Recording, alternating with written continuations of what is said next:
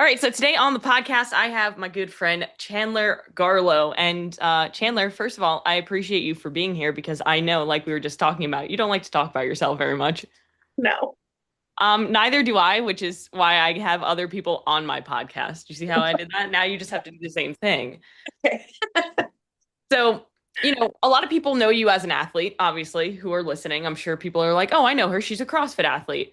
But Yeah. before we dive into like all that stuff, I want to kind of start with something pretty simple. Like, a lot of people know you as a competitor, but if you weren't in the gym, who is Chandler? Like, how would you describe yourself outside of that athlete label? Oh my gosh. Well, CrossFit has become a big part of my life. But before CrossFit, I was a registered nurse for 6 years. I was a labor and delivery nurse. And I had so much passion for that and just like helping women bring their babies into the world. But I decided to leave that to pursue my dreams. So I am a wife. I have a husband who's in the military, just like your husband. They basically work together the amount of times where he's like, Right. oh, I saw Jared today. Yeah, they get sent on trips together all the time. And that's what brought us here. I grew up in North Carolina. I'm really close to my family. We're obviously really far away now. And above all else, like I am a Christian and have a lot of faith in God and all that kind of that I went through the past few years just with injury and quitting my job. Just everything always comes back to him. So I just do this to glorify him. And that's a little bit behind the CrossFit, but a good portion of my life is CrossFit. Yeah, no, and I love that you went there because I feel like, especially in today's day and age, more people need Jesus.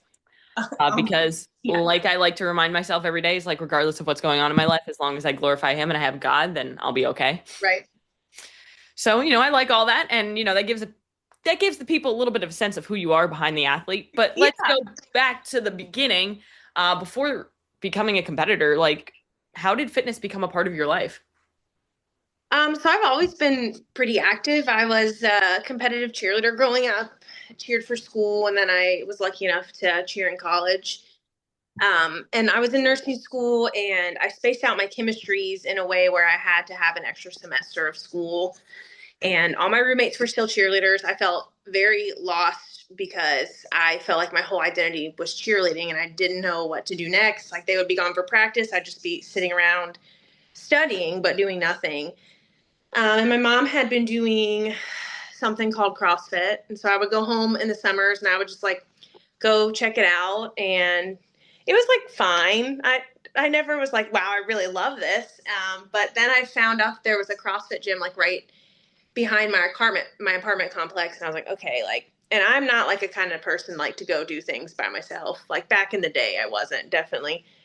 And I was like, you know what? I'm just going to go try. I need a hobby. I need something to do. So I went into this gym and I had so much anxiety every class. Like before class, I would Google all the movements that were in the workout. So I wasn't a burden to the coaches. Yeah, I feel like we're like the same person because I would absolutely do the same thing. Yeah, I was like, I don't know what clean is. I think my first day we did like, I knew this girl who was there and bless her heart. I was like, I need help. I don't know what this is. Like we did Jackie and it was like a bunch of thrusters. I'm like, I can barely squat a barbell. But I just kept going back and I really liked it. I didn't know much about competing, but I just liked being active again. And then when I moved home, I joined the gym my mom was at, and I met the head coach there, and she's like the one that was like, "Wow, like maybe you should start training with me and like getting into the competitive aspect." And I was like, "Yeah, we can try it." And back in the day, like there was no like intermediate division. Like you did RX or you did scaled, and like I had some RX movements, definitely not all RX movements. There were competitions I would compete with my friend Callie. She would do all of the gymnastics because I could do like 5 pull-ups, and like that's just how it was back in the day. Gives me hope. Yeah, so we started competing, and I think we got last or tied for last on every competition we did for like 2 years, and that's just kind of what started the whole competition process. But After a few months and like getting over the initial just like nervousness of like failing and like looking stupid and like not understanding things, like I really just like fell in love with the methodology of CrossFit and just like the community and like people cheering for each other and like me being able to take a class with my mom who's now 68, just turned 68 this week, still does CrossFit. She's been doing CrossFit longer than me, and we can still get like a great workout, and even though our workouts don't look the same, like that's just such a testament to the power of CrossFit and what it does for people. Yeah, I mean, there's two really great points that you had there, and one of them was you were competing for like 2 years and getting like dead last every single Yeah. time, and you could barely do these movements. So many people would look at that and be like, "This ain't for me. Guess I Yeah. just suck at this," as opposed to what you've done and now have like grown into a competitor in the Yeah. sport instead of giving up. So I think that's a testament to people to be like, well, your journey's going to look messy. It's not going to look perfect. But if you keep comparing yourself to people on social media, then that's where you kind of run into those issues. Honestly, social media wasn't even like that. Like it was, but like Yeah. I was just having like a great time. Like I was getting last place in workouts. I did not care. We were having fun. It was fun. And that's what it should be about. The I journey know. should be something that you enjoy. I had somebody Yeah. comment on one of my reels I put up yesterday of me doing like a echo bike workout. And Yeah. he was like, I love the manufactured enthusiasm. And I'm like, it's not manufactured, bro. You have to enjoy the journey. If you're Yeah. not enjoying it, then what's the point? Yeah. And then the next point that you touched on was the fact that the CrossFit methodology allows people to do it regardless of age and regardless of that, like where they're at in their fitness journey. And I think so many people overlook that. They think I need to be in shape to start CrossFit when it's like, no, CrossFit can get you in shape. You just have to start at an appropriate level. Right. So you went from cheerleading to then kind of being lost and then saying, you know Yeah. what, let me get into this CrossFit thing. So Right. when did CrossFit turn into like, I want to do this full time? Oh boy. Let me think. Big So shift. I was working like 3 12-hour shifts a week, and I started out in night shift, and like that was like Jesus. so hard for me to like find a good balance, a gym balance. But when I started training with my friend Callie, I was like, wow, like I really think like I want to do this and like go far. And like this was back in the day when we still had regionals, and like my goal and like my goal at the time, I was like, I really want to make regionals. Was I anywhere close to being able to make regionals? No. But I was like, I can do it. There were like, I think Netflix had released like a documentary about like the CrossFit Games, and I was sitting on the couch with my mom. I was still living at home. I was like 22 years old. I was like, Mom, like I want to do this. She's like, you probably could do it. And I'm like, not right now. So I think eventually my schedule kind of slowed down a little bit. I switched to day shift, and then I ended up doing 2 days a week where I would work from 4 a.m. to 3 p.m. and then one 12-hour shift still.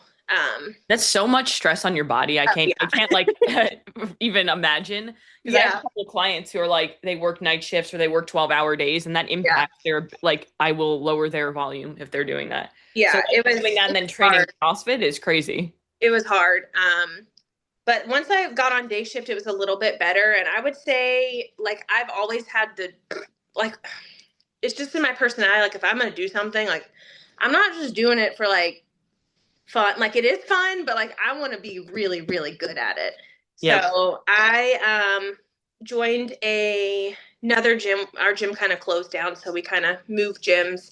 And the owner there at the time was very competitive, and he was a lot better than me. And I was like, wow, like, I need to be where he's at. So he started programming for me a little bit, and then I met Gordon, and that's kind of where things like really took off to the point after I met Jared, of course, where and I was able to like I was like, like nursing really isn't conducive to like these goals anymore. I was really burnt out from COVID anyways, like just really Jeez, having a yeah. hard time in the hospital. I felt overworked. So he was like, like if you want to do this, like you can do it. It's up to you. And I was like, okay. So I took my L1 like online over a weekend, and I was like, I'm going to quit. I'm going to go PRN. So I went super PRN. I was working like one shift every 2 weeks. And like that made me enjoy my job again, basically. Mm. And then I started coaching, and eventually I just like stepped away from nursing once we got married and I moved to Fayetteville. So it's been How a did you process how did you guys meet? on a dating app. That's great. Me and Stone slipped into my DMs. hmm Well, Jared like doesn't do social media, so that would never happen. And I'm surprised he did dating apps, to be honest. Like, Yeah. Stone doesn't really do well now he does with his drone stuff. That's another freaking thing. Flying drones around me while I'm working out needs to stop. I would have batted that down so fast. He's lucky I was like fighting for my life. But so you met Jared, and then that was kind of like, well, you got married and everything, and that was kind of like the shift from when, okay, now I actually feel like I have the security to be able to take a step back and actually go into this CrossFit thing full time. Yes, slash, I feel like I had support. Like, Yeah. my mom and my dad were supportive to an extent, and they're definitely more supportive now. But like, I worked so hard for 4.5 years to get these letters behind my name and to like be a nurse. And to me, I felt like a complete disappointment that I was about to leave everything that I worked so hard for and just like blow it all away to go try to work out and be professional at working out. Like, that was dumb. And like, I feel like my parents kind of felt like that at first too. But I remember like having like a big breakdown one night in my mom's kitchen. And I think she finally realized like I was just not happy doing what I was doing and I was burnt out and I needed to change. Um, but I just like I just felt like people had expectations of me, especially my parents, because it was just like nursing school was freaking hard. Like, I've CrossFit known is so many hard. people who've done it, and they all say like so many people don't make it through it because they Oh quit because yeah, it's so difficult. So yeah, I feel like if you've done that, then you can do yeah. basically anything. Right. So it was just kind of like letting that expectation of myself go and be like, I can still be successful. Like, having a degree doesn't equate success, and I still have my license. I just like am not using it. So Right. Jared pushing me, definitely like having that support behind me was like pretty big factor in deciding to just leave and do this. So obviously that comes with a huge shift, not just in like your routine, but also in your mentality towards how you train. Yeah. So how did you start that shift into somebody who does this just for funsies to somebody who's like, I'm full-time competitor now. This is what I do. Excuse me. So I think it was like a big adjustment because for so long, like I would have to go so hard on the days that I wasn't working because like I was gone for 12 hours out of the day. I couldn't go to the gym when Yeah. I just couldn't go. Like, there was no classes. I couldn't go. So restructuring my training to not do less, but like just like space it out a little bit more was a big adjustment, and like not feeling like I was so rushed all the time. Like, I have such vivid memories of driving from my job to the gym at 3 o'clock, like right when I got off of work, speeding to the gym so that I could change, get warmed up, and try to be done by 5 o'clock so I could go home and go to bed to get up at 4 the next morning. Like, Mhm. having time to warm up was just a great thing to do. Um, but yeah, like I said, like my mentality has kind of always been there. Like, I was having fun and like we were having a good time, but like when 3, 2, 1 go was to happen, like I was like, I want to win the class. Like, I'm winning the class today. So I've always just that's just how I've always been. So, how long have you been working with Gordon for?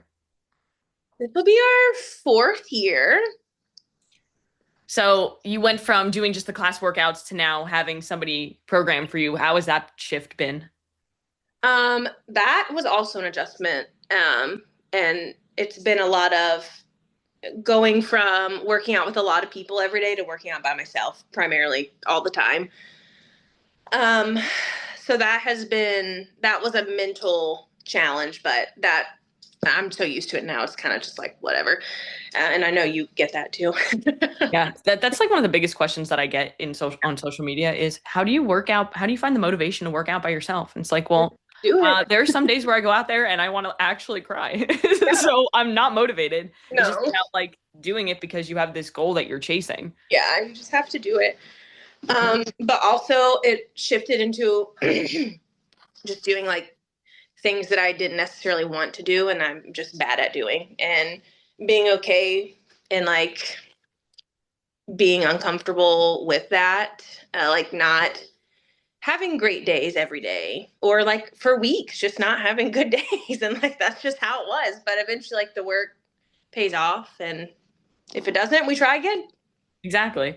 What do you feel like has been your biggest struggle with that transition into, or biggest struggle as a competitor? I think just like on the mental side, like doing things every day that you're like not the best at, like just doing like a bunch of burpee workouts and like recently I've been doing a lot of like redo qualifier workouts, and I'm just like coming out of my off season, so definitely not where I want to be right now. And so like I'll do the workout and then I'll go look and like see how I did it back in the day, and like a lot of times I did it better then. And so like lately that has been, it's been good for me to like see that and then sit with it and then kind of move on and not dwell on it, because for a long time I would dwell on, oh well, this person's doing this and they're better at burpees than me, and like so maybe I should just stop trying so hard, like it doesn't really matter. um and working with Marissa has helped with that a ton too, you know. So Yeah. I think just getting used to just not being the best at everything. hmm what are some of your best movements versus what are some of your like weaknesses, we'll say? um well, let's see. If we're looking at my just record on CrossFit, you can see where the weaknesses are, and it's a lot of like traditional CrossFit workouts like that you would do in class that aren't very high skill. Like hmm if we're thinking about the open, like last year's first week workout was burpees over a dumbbell and clean and jerks and lunges, like very simple, like not a lot of high skill. And I can do decently well, but like to be super competitive, like you just have to do well at all the things. I would say I'm better at higher skill movements, heavier barbells, higher skill gymnastics, going upside down. So we're still working on that. We're still working on running. I'm just a bigger athlete, so it's harder to be good at those body weight movements, running, burpees, all that good stuff. hmm So what was your first competitive season like? With Gordon or without Gordon? Like first competitive season ever? Well, what year did you go full in on being a competitive CrossFit athlete? 2021, Let 20? me let me look. Gordon has my documents, and at the top he has all my stats. It's funny because while you're looking that up, there was a time when we were in North Carolina and Stone was in he was in Q course, I believe. Uh-huh. And he was like, there's this guy in my class who says that I if you remember guys this. does I semifinals remember this. CrossFit. I remember I remember that. Oh, where'd you go? I don't know. Okay, I remember that happening because Jared told me the same thing. So that's funny. I don't do semifinal CrossFit, but that's fine. No, I think he told me that you like worked with First Form, and I was like, oh, that's cool. And like Yeah, that was the end of it.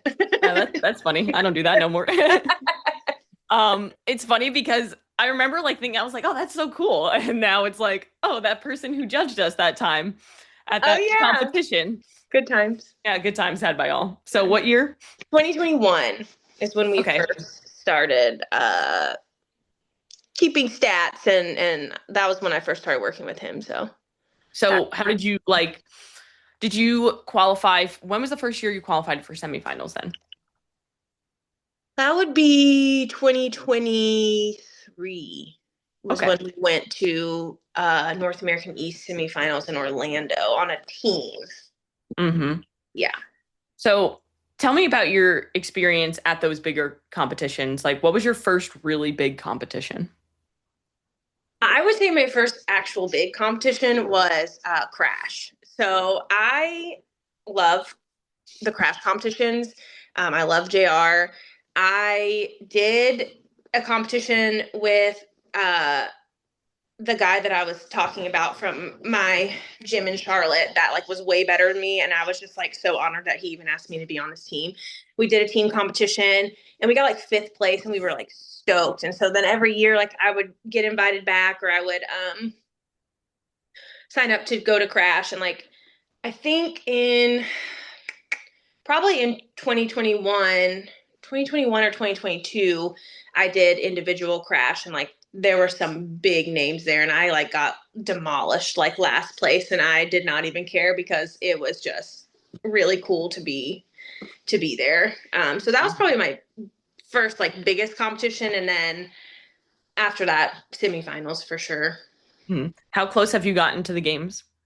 Um the year that 2023, I think they took the top 11 teams and we were like 25th. So not very close there. Um, and then I'm trying to remember how the old season used to work. So like I would do individual quarterfinals. Obviously I didn't make it individual semifinals. I think 2023 was a good year, so let me look. So in 2023 they took I don't did they I don't even remember how the old season It's used. just so confusing how many I times know. I'm like, this is I don't know what they confusing. do anymore. I think it was 2019 where they had like 150 people at the games, Yeah, I don't know. like a big old mess. I think they used to take the top maybe 60, and I Mhm. was like 133rd, so I was just like right on the outside, obviously like pretty far down on the outside. So that's about as close as I've been making it to that stage individually. I definitely am a better team athlete for sure. Do you want to do teams or do you want to go as an individual? I would do either, but at this point, like I'm 32 years old, so team is probably going to be the way to go for me. I hear that. I hear that. Being So, on a team. so we've talking a lot about like the athletic side of things, but I do want to touch on something because you've been very open about your past with your eating disorder. And I want you to share kind of how that's shaped your journey because that's something that I feel like a lot of girls who struggle with eating disorders or eating disorder tendencies, however you want to put it, they Yeah. never think that they can actually become like an athlete because they feel like they're too far gone. Mhm. So, can you share that part of your journey? Yeah, so let's see. I have always just been like a bigger athlete, and in the cheerleading space, coaches are not kind to bigger athletes. For me, my head coach in college pulled me aside and told me that the amount of weight that you've gained is unacceptable to be on this team, so you need to go ahead and lose some weight. And she told me this in the middle of practice, right before it started. It really wasn't even that private a conversation because the team was still in the back stretching, and I was just like devastated, like beyond devastated that Yeah. somebody would say that to me. Um, so I did lose weight and I was praised for losing weight. And really it was just like changing what I ate. I was a 20-year-old girl in college, like going to McDonald's every day. So I just stopped doing that. Yeah. I did lose Simple. weight and she praised me and I just thought that was the best thing ever. Like I was just like, just so looking for that acceptance from her. And that's just kind of what started it all. I started becoming really hyper aware, and already it's a space where people are really hyper aware of their bodies. You're getting weighed in every week. For At my college, top girls had to be 125 pounds or less. So I had friends who were a little bit over that and would spend the day spitting in cups, not eating, and like that was normal. I was like, "Oh, you're spitting today?" Like, okay. I mean, it didn't matter how much I weighed because I was on the bottom, but I guess it did matter how much I weighed since she had to bring it up. Yeah. It's such a messed up world when you put like all that out there, you know, Oh yeah, because I I feel like know. people don't actually realize They how do not messed up know. it is. Mm-mm. And I hope it's better now. I am like very far removed from cheerleading and like the program and that person, and I do hope it's better. I see more body types like mine and like healthier bodies, so I'm really happy about that. But that just kind of always stuck with me. I think just like Mhm. starting to be that hyper awareness. When I was starting to lose weight, the binging started, and I didn't know what it was at the time. I would just like be really hungry and I would just start to eat and I just could not stop. And I wasn't recognizing that, like maybe that's not normal. And it only got worse when I started CrossFit, actually. Mhm. Um, I started following more CrossFitters on social media. There was like a really well known, it wasn't like a diet, it was just like a meal planning company. They have an app now, but they didn't have an app back in the day. And I was like, oh, you know what? Like, I want to look like these people. Like, I'm going to do it. And I was training a lot and I was eating not a lot. um, and I was just like withering away into nothing. And the binging was getting worse because Oh I yeah. think on rest days, this plan had me eating like 16 grams of fat a day, Oh my one God. serving of fat. My hair was falling out. I lost my period. I was just like a nightmare. I was eating like half a jar of pickles just because I was so hungry, like drinking a lot of like Zevia, chewing gum, Hmm. uh, blocking out any and all hunger cues, all of them gone. Don't care. You're hungry, chew a piece of gum. Hmm. I can't chew a lot of gum now because of that. Um, and it just spiraled out of control. Like there were nights that I would like just be eating and crying because I couldn't stop, but I was so hungry with a jar of peanut butter in my room. And like I was silently struggling because I was not sharing this with anybody. Like sometimes my mom would be like, I swear, like I just bought this jar of peanut butter. Like what's going on? I was like, I don't know what's going on. But I ended up meeting somebody that worked out of another gym that I was going to a few weekends a month. And she was a dietitian and she also specialized in clients with eating disorders. And I was like, I don't have an eating disorder. Like, what do you mean? That's And the then, funniest and then thing too when you have it, where you're just like, yeah, no, I don't have. I'm not skinny enough to have an no, eating or something like yeah. that. Like, I'm just like my body type is like not somebody you would look at and be like, oh, like you have an eating disorder. Like, no. Um, and she sat me down. She's like, no, actually, I think you do actually have an eating disorder. And it's funny to go back and like look at uh, my Fitness Pal, Shit, yeah, I like do that see sometimes what too. I was eating. Like I was eating like on that plan, like 150 grams of carbs a day, and I was training like I was starting to overtrain as well. So like I would take a CrossFit class, I would come back and do open gym, and then I would take another CrossFit class at night. Like 4 hours of training for 150 grams of carbs. Like Yo, I've what? eaten 150 carbs and it's not even 1 p.m. I know. I'd eat more than that.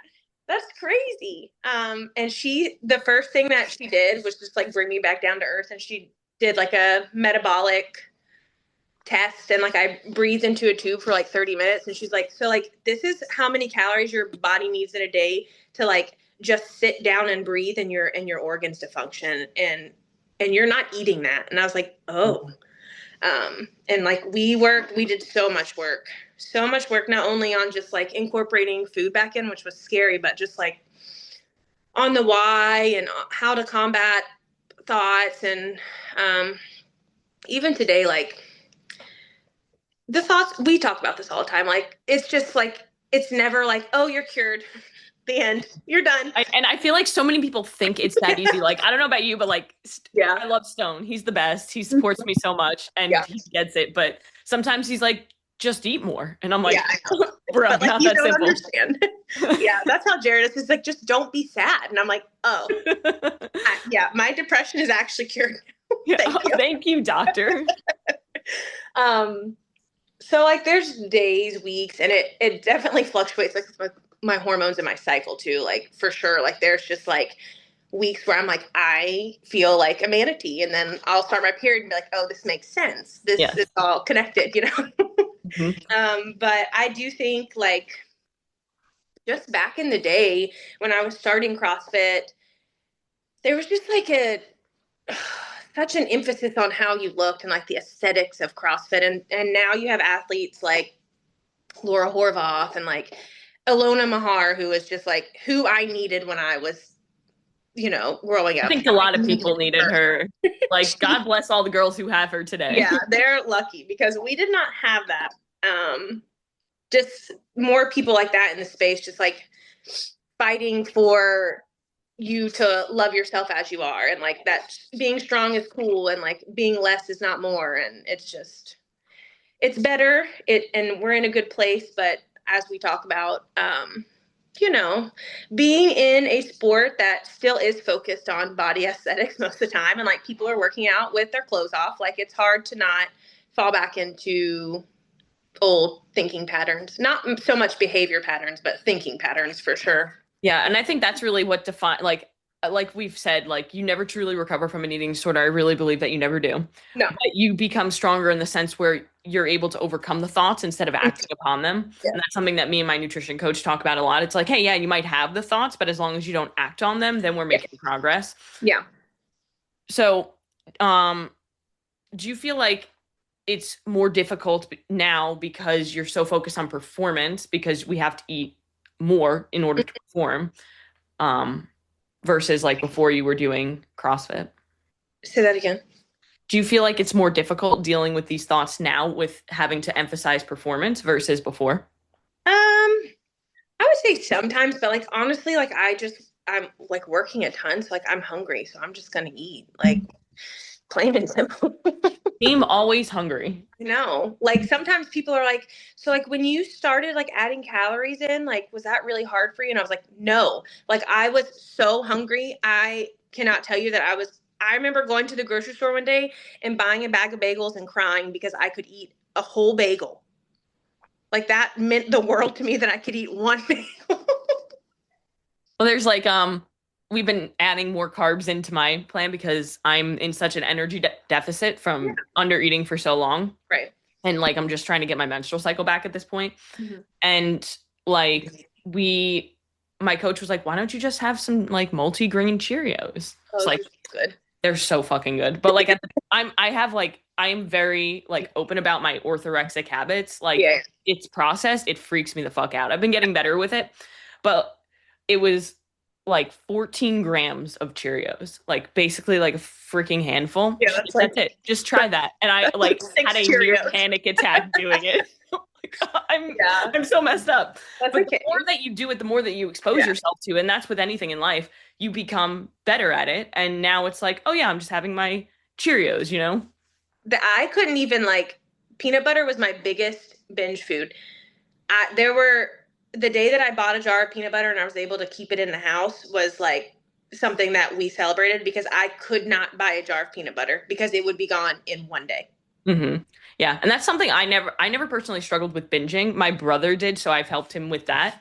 Mhm. I was just always starving and restricting myself. Right. Well, I Really good restricted at that. and starved to the point where then I was just like binging. So, Your body I was just understand over it that at the that point. restriction side too, which is not fun either. Yeah. Do you feel like that part of your journey has helped you be the person you are today? I think so. I think it's not only does it like help you just know like you've overcome so much, like nothing is going to come that I can't handle, but I Mm-hmm. also think like this sport and gives you such a platform to help others. Like I've gotten a chance to do podcasts with many people about eating disorders, and I just think like the more you share, like the more impact you make, even if it's just one person. Like I've had just one person message me, and that's like, well, then I've done enough. Then I've done my job. Yeah, that's how I think about it too. And I feel like it just makes you more resilient. Like you said, you can overcome so much because you've overcome so much so far. Yeah. Speaking of resiliency, we have to talk about last year. So Ugh. that's kind of how we really started like talking was Yeah. we both injured our backs, but you just injured yours first. So what Yeah. happened to your back? Okay. So, well, this was actually 2 years ago. So last year I was good. Yeah, 2 years ago, time flies. I drove home. I drove to Gordon from here, which is like a 9 hour drive. Okay. Jeez. I am getting older. I still at that point had not learned like maybe we need to warm up a little bit more. So I drove home. Everything was fine. We did like a little athlete camp. I drove home, and the next day I had really heavy squat cleans. And I was rushing before I had to coach a class. And I was like, I can get these done. Like, it doesn't matter. I was not properly warmed up. I was a little achy from driving, and I went to pull the bar. And as soon as I pulled it up, I couldn't stand up anymore. Like it's just a huge like pull on the left side of my back. And I had never experienced anything like that before. So I was like spiraling real fast. I was like, I can't walk, I can't move, can't demo for class. It took like 2 or 3 weeks to get back to normal. And then it just kept happening over and over again. So I would get better, but something still felt very wrong. Like my range of Yeah. motion, my mobility, like you could see like how much I was trying to compromise form to even be able to squat below parallel. Mm-hmm. Which brought us to the open season where I could barely do an air squat. I'm like trying to get through these workouts. I'm driving to Fort Walton every week to get dry needled by this girl that I met who is telling me I need to quit CrossFit at the same time. So I'm like crying because I'm in pain. I'm crying because she's telling me that I should just give up. And I'm like, maybe I should just give up. I love people. Aren't they the best? Yeah, they are. They are. She messaged me not too long ago. And she's like, just want to know how you're doing. I was like, I'm actually just doing great. Thank you I'm for thriving. Thank you. Yeah. You. And so at that point, it was January or whenever the open is. Who knows? It changes every year. Yeah. February, And January, somewhere in the there. team that I was on ended up not qualifying to move on. And I had qualified for individual quarterfinals. I was like, at this point, I'm going to do way more damage. I was like, I have to stop. I can't do it. And I like had serious thoughts of just like, okay, well, I think this is it. I think we're done. I don't think I can do this anymore if this is how it's going to be every day. Just like waking up in constant pain. I was not enjoying CrossFit. I did not want to be at the gym. I did not want to talk to Gordon or Marissa. Because every time I talked to Marissa, we would have our conversations. I would cry. And every time I talked to Gordon, I would cry. So I was like, it's just better if I just quit. Like this is God's telling me it's time to hang it up. Yeah. And then I met Dr. Lee, who God bless him. I have known him. We competed back in the day at the Bacon Beatdown, and I met him there because his hometown is where I went to college, which is like a really small, like random fun fact. And he messaged me on Instagram and he's like, hey, like I see you're having some issues. Like, I think we should talk. And I'm like, yeah, I think we should talk.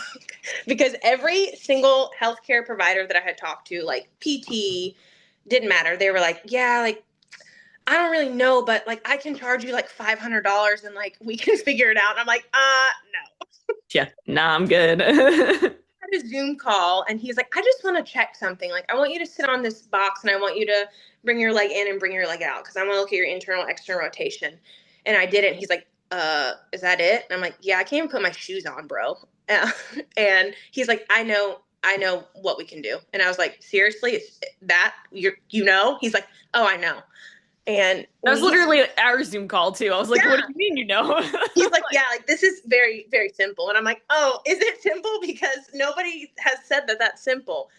And we basically just did like a ton of work, like hours and hours of internal, external rotation work, strengthening. And like little by little, I just felt like I was coming back to myself mentally, physically. I would not be here without that man. Like he needs like go follow Dr. Lee, the chiro. Yeah. The amount of people who I'm like, you need this man in your life. Like, yeah. I'm not even joking. Yeah. He has done so much. And it's like, he brings you back down to earth when you're spiraling. Yeah. Because you're like, oh my gosh, all of these healthcare people are telling me like this, that, like, oh no, I herniated a disc. Like, it's the end of everything.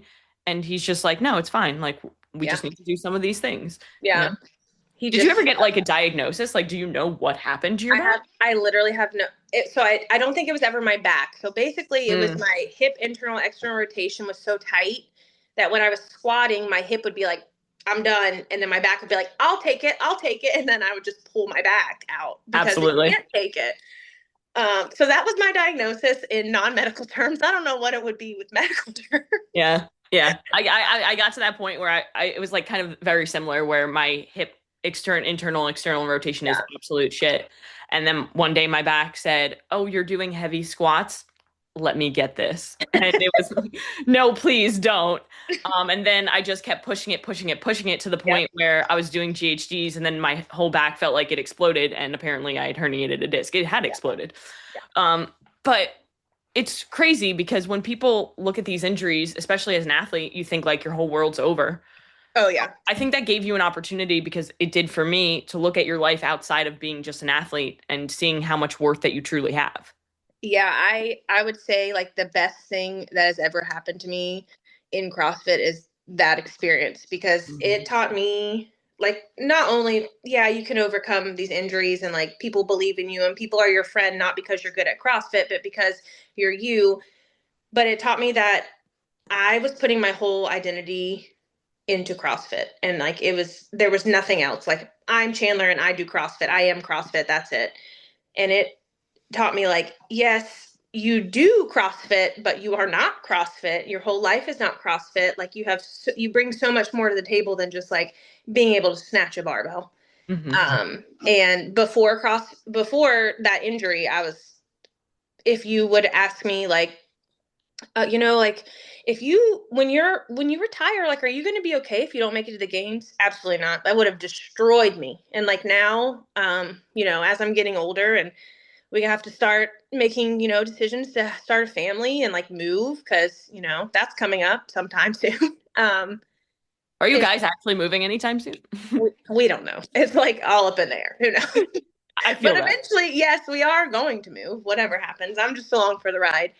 Um, Relatable. yeah, I if someone were to ask me now, like, like you had a good career, like are you satisfied? And I'd be like, yeah, I am. Like games or no games, like I've given my all to a sport and I feel like I've made a difference not only coaching but to the people that I meet at competitions, whether it's just being the last one out on the floor cheering somebody on because I always make sure I'm out there cheering people on, or just having conversations about eating disorders I would like agree with that.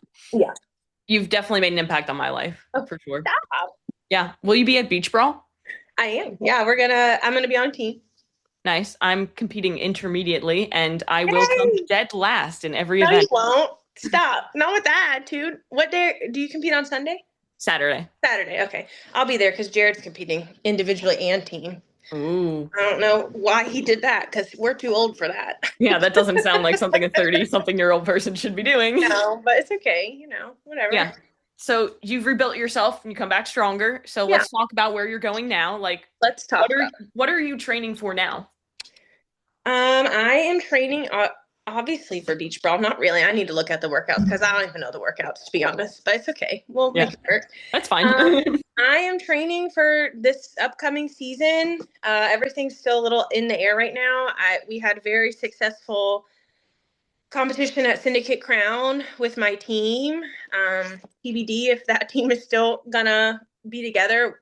We have some great athletes, and I do think they would do very well being individual athletes, and like that's just kind of part of it. Like sometimes people just want to do their own thing, and you have to Yeah. respect that. And I totally get it. I'm not gonna do anything individually, so I do need to figure out my plan for this season. Um, but yeah, I'm just training for that, and that's it. Nice, nice. Yeah. So before we wrap things up, I always do a little bit of like a rapid fire questions to Mhm. finish it off so that people can know you outside of like the big heaviness that we've spoken about. So first one is what is your current go-to hype song for a workout? Okay. So Jared's gonna kill me when he hears this. I have an obsession with K-pop Demon Hunters. Yes. So like Golden from K-pop Demon Hunters, but also that took me on the sidetrack of being obsessed with a K-pop group called Stray Kids, which is like 8 Korean men that are 10 years younger than me, but I just like love them. So anything by Stray Kids off their new album is also a hype song. So if you've never listened to I Stray had a Kids, feeling you were going to the K-pop direction because like that song Golden is like I didn't want to be in love with it, but I'm kind of in love it's with it. so good. And there's like rock covers of like any cover I've heard is just so good.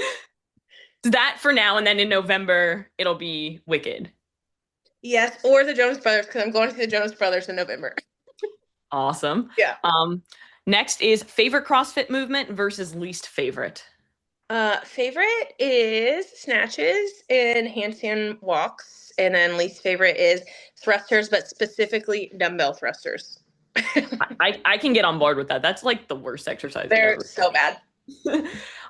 What piece of advice would you have for a younger athlete who wants to compete if you were to tell them one thing? Oh boy.